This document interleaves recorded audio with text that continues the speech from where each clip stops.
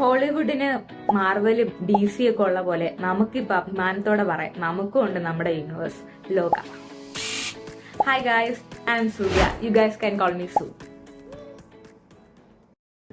നമുക്ക് നമ്മുടെ ഇഷ്ടപ്പെട്ട ഫുഡൊക്കെ കഴിച്ചിട്ട് നമുക്ക് എല്ലാവർക്കും ഒരു സാറ്റിസ്ഫാക്ഷൻ ലെവൽ കിട്ടാറുണ്ട്. അതുപോലെയാണ് എനിക്ക് സിനിമ കാണുമ്പോഴും നല്ല സിനിമ ഒക്കെ കണ്ടിട്ട് നല്ല അതുപോലെ ഒരു സാറ്റിസ്ഫാക്ഷൻ ലെവൽ കിട്ടാറുണ്ട്. എന്താ പറയാ, നമുക്ക് മനസ്സ് വയറൊക്കെ നിറഞ്ഞ ഒരു ഫീൽ അത് നമുക്ക് ദിവസങ്ങളോളം ചിലപ്പോൾ മാസങ്ങളോളം ഒക്കെ നീണ്ടു നിൽക്കും. അതുപോലെയാണ് എനിക്ക് ലോക കണ്ടിട്ട്. ലോക എന്ന് പറയുമ്പോൾ എനിക്ക് നമുക്ക് സിനിമയിലോട്ട് പോകാം ആദ്യം. ഓക്കെ, ഞാൻ അത് കഴിഞ്ഞിട്ട് ഞാൻ എന്റെ കണ്ടിട്ട് എനിക്ക് തോന്നിയ ചില കാര്യങ്ങൾ പറയാം. ഓക്കെ, ഇതിന്റെ ഡയറക്ടർ എന്ന് പറയുന്നത് ഡൊമിനിക് അരുൺ ആണ്. ആള് മുൻപ് തരംഗമാണ് ചെയ്തിട്ടുള്ളത്. തരംഗം എന്ന് പറയുമ്പോൾ പണ്ട് എനിക്ക് കണ്ട ടൈമിൽ ഭയങ്കര ഇഷ്ടമായിരുന്നു. അതിൽ കോമഡിയൊക്കെ കണ്ടിട്ട് ഞാൻ കുടുകൂടാ ചിരിച്ചിട്ടുണ്ടായിരുന്നു. അത് കഴിഞ്ഞ് നമ്മുടെ DOP ഒക്കെ ചെയ്തിട്ടുള്ള നിമിഷ് രവി, ആള് റോഷാക്കും കുറുപ്പൊക്കെ ചെയ്തിട്ടുണ്ട്. കുറുപ്പ് ലക്കി ഭാസ്കർ ഒക്കെ ചെയ്തിട്ടുള്ളത്. അത് കഴിഞ്ഞിട്ട് നമ്മുടെ എഡിറ്ററാണ് ചമൻ ചാക്കോ. ഓക്കെ, സിനിമയിലോട്ട് വരാം. സിനിമയിലോട്ട് വരുമ്പോൾ നമ്മുടെ നസ്ലിന്റെ പോയിന്റ് ഓഫ് വ്യൂ കൂടെ ഫസ്റ്റ് ഹാഫ് ഫുള്ള് പോകുന്നത്. സിനിമയിലോട്ട് പറയുകയാണെങ്കിൽ അല്ലാതെ ലാഗും കാര്യങ്ങളും അങ്ങനത്തെ ഒന്നുമില്ല, വളുപ്പും ചെളുപ്പും ആ പരിപാടിയൊന്നുമില്ല. ആൻഡ് ലൊക്കേഷൻ വന്നിട്ട് ബാംഗ്ലൂർ 23 വയസ്സുള്ള നമ്മുടെ സണ്ണി, അതായത് നസ്ലിന്റെ ഫ്ലാറ്റിന്റെ ഓപ്പോസിറ്റ് ഫ്ലാറ്റിൽ ഒരു പെൺകുട്ടി താമസിക്കാൻ വരുന്നുണ്ട്. ആളാണ് നമ്മുടെ ചന്ദ്ര. അങ്ങനെ നസ്ലിന്റെ ഒരു കാഴ്ചപ്പാടിൽ കൂടെ സംഭവം പോയിട്ട് ഫസ്റ്റ് ഹാഫ് വരുമ്പോഴത്തേക്കും നമുക്ക് മനസ്സിലാവും ആളുടെ ചന്ദ്ര എങ്ങനെയാ സംഭവം. ലൈക്ക് ഫ്ലാഷ് ബാക്ക് അധികം സെക്കൻഡ് ഹാഫിലാന്ന് തോന്നുന്നു. ഫസ്റ്റ് ഹാഫില് ബട്ട് അവളുടെ പവർ ഒക്കെ നമുക്ക് മനസ്സിലാവും. സെക്കൻഡ് ഹാഫിലോട്ട് പോകുമ്പോൾ ഒരുപാട് കാര്യങ്ങൾ ഇങ്ങനെ വരുന്നുണ്ട്. ലൈക്ക് ഒരുപാട് ക്യാമിയോ ഉണ്ട്. നമ്മളൊക്കെ ഇങ്ങനെ ഇരിക്കും. സംഭവം കാണുമ്പോ ഒരു സന്തോഷമാണ്, ആ ഒരു എക്സൈറ്റ്മെന്റും ആണ്. ഇതൊക്കെ ഞാൻ മലയാളം സിനിമയാണോ കാണുന്നേ, അങ്ങനെ ഒരിത് തോന്നിപ്പോവും. അപ്പോ അങ്ങനെ ആ സെക്കൻഡ് ഹാഫ് ഫുള്ള് പോകുന്നേ. അപ്പൊ മനസ്സിലാവും നമുക്ക് നമ്മുടെ യൂണിവേഴ്സ് കിട്ടി മോനെ, ആ ഒരു ലെവലാവും സംഭവം. എന്നിട്ട് ഇനി ഞാൻ ഇതൊക്കെയാ സിനിമയുടെ പാർട്ട്.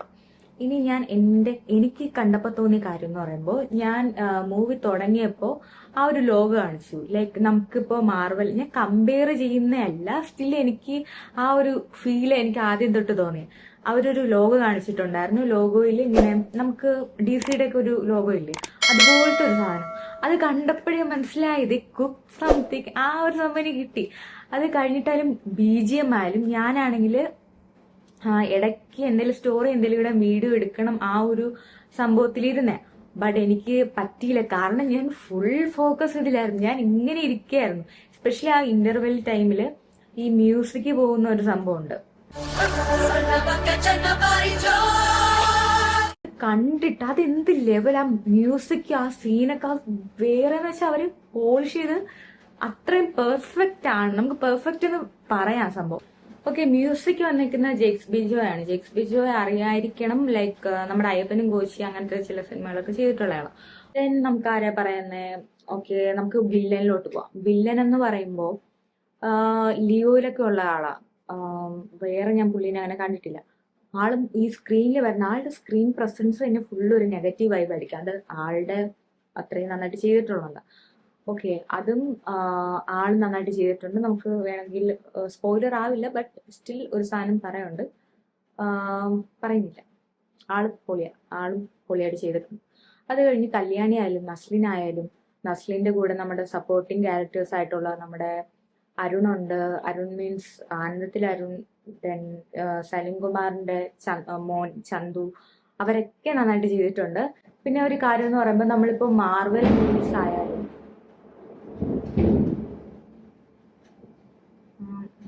പിന്നെ നമ്മുടെ കല്യാണി നമ്മൾ വിചാരിക്കും വൈ ഷീസ് ലൈക്ക് ദിസ് എന്ന് നമുക്ക് തോന്നാം. കാരണം ഒരു ആറ്റിറ്റ്യൂഡാണ് മെയിൻ. എന്നാലും ആറ്റിറ്റ്യൂഡ് ഇച്ചിരി ഡെസ്പും എപ്പോഴും താഴെ നോക്കി നടക്കുന്ന അങ്ങനത്തെ ഒരു ക്യാരക്ടർ.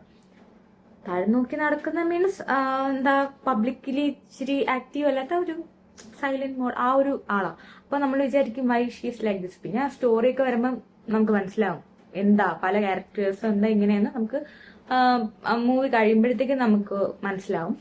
അത് കഴിഞ്ഞ് നസ്ലിന്റെ പാട്ട് പൊളിയായിട്ട് ചെയ്തിട്ടുണ്ട്. ആളുടെയും കോമഡിയും റൊമാൻസ് സാധനങ്ങളൊക്കെ നൈസാ. ഹൈ ലെവലായിട്ടുള്ള അർത്ഥ കീറി മുറിച്ച് റിവ്യൂ പറയാൻ എനിക്കറിയില്ല. ഓക്കെ, എനിക്കിതിൽ നെഗറ്റീവായിട്ട് തോന്നിയത് നമ്മുടെ അല്ല, ഈ ഫൈറ്റ് സീക്വൻസ് ആണ്. ലൈക്ക് സ്റ്റിൽ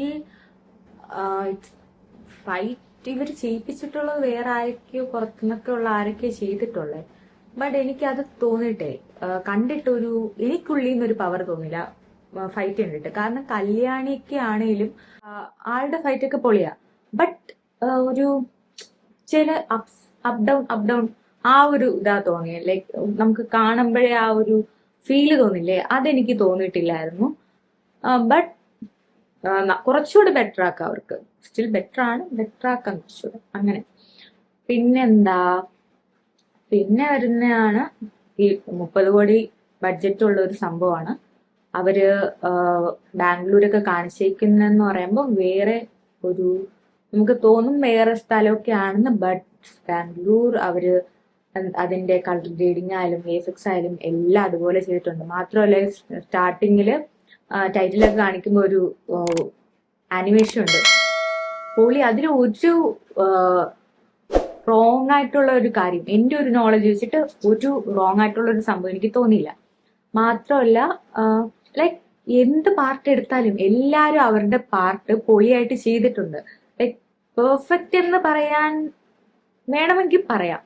എനിക്ക് നെഗറ്റീവായിട്ട് ഈ ഫൈറ്റ് മാത്രമേ തോന്നുള്ളൂ. പിന്നെ നമ്മുടെ മെയിൻ ക്യാരക്ടേഴ്സിന്റെ ഫിസിക് എനിക്ക് ചെറിയ അവർ ആ ഫൈറ്റ് ചെയ്യുമ്പോൾ ഉള്ള ഫിസിക്കും കാര്യങ്ങളൊക്കെ ഇല്ല, അത് ഇച്ചിരി ഡൗൺ ആയിട്ട് തോന്നി. ബട്ട് കുഴപ്പമില്ല, നമുക്ക് ഇനി ഉണ്ടല്ലോ യൂണിവേഴ്സലി ഇനി ഒരുപാട് സിനിമകൾ വരാം, പല സംഭവങ്ങളും നടക്കാം. അപ്പോൾ ബെറ്റർ ആവും. ഓക്കെ.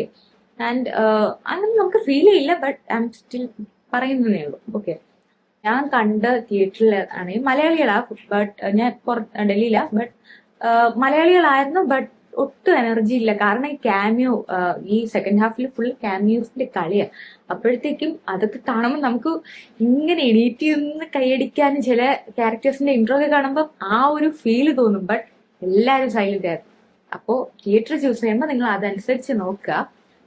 മൂവി 16+ ആണ്. ബട്ട് കുറച്ച് സീൻസ് ഒക്കെ ഉണ്ട്, അതൊക്കെ ഒന്ന് നോക്കിയിട്ട് കുട്ടികളെയും കൊണ്ടൊക്കെ നിങ്ങൾ പോകാനായിട്ട് ശ്രമിക്കുക. എല്ലാവർക്കും എൻജോയ് ചെയ്യാൻ പറ്റും ഐ തിങ്ക്. അല്ല സൂപ്പർ ഹീറോ മൂവിയാണ് അങ്ങനെയെന്ന് വിചാരിച്ചിട്ട് ഇറ്റ്സ് ഓക്കെ. പിന്നെ ഞാൻ കേട്ട് കമന്റ്സിലൊക്കെ വായിച്ചത് വാമ്പയർ ഡയറീസ് അതൊക്കെ വെച്ചിട്ട് കമ്പാരിസൺ. ബട്ട് അവര് റെഫറൻസ് എന്തെങ്കിലും എടുത്തിട്ടുണ്ടെങ്കിൽ ഓക്കെ. ബട്ട് ഈ ക്യാരക്ടേഴ്സ് സിനിമ കാണുമ്പോൾ മനസ്സിലാവും നമുക്ക് തന്നെ ഒതന്റിക് ആയിട്ടുള്ള ഇങ്ങനത്തെ ആൾക്കാരുണ്ട്. അപ്പൊ പിന്നെ അവരുടെയും പവേഴ്സ് സിമിലർ ആണ് എന്ന് പറഞ്ഞിട്ട് കാര്യമില്ലല്ലോ.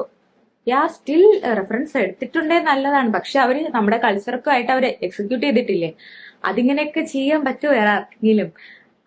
അങ്ങനെയൊക്കെ വിചാരിക്കുക, അത്രേ ഉള്ളൂ. That's it. സോ എല്ലാരും കാണുക. പിന്നെ എന്റെ ഈ ചെറിയൊരു വീഡിയോ ആണ്, ഇതൊന്ന് ലൈക്ക് ചെയ്യുക, ഷെയർ ചെയ്യുക, സബ്സ്ക്രൈബ് ചെയ്യുക എന്ന് പറയുകയാണ്. So that's it. അത് അടുത്തൊരു റിവ്യൂ വരും എന്നുള്ള ഹോപ്പിലാണ് ഞാൻ. നിങ്ങളുടെ സപ്പോർട്ട് പ്രതീക്ഷിക്കുവാണ്. Okay, till then Tata.